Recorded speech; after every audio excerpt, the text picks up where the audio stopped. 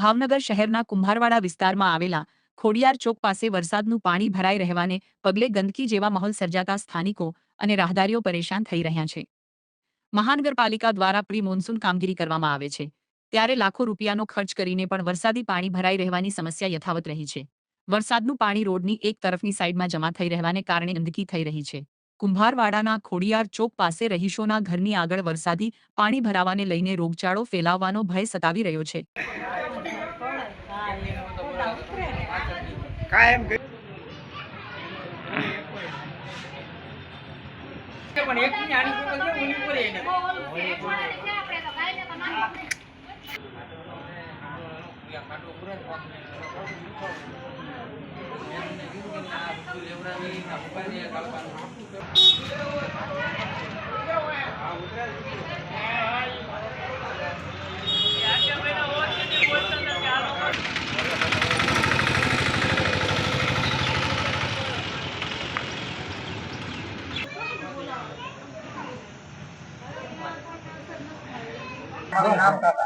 ફિરોજભાઈ Bhikhubhai Turkey.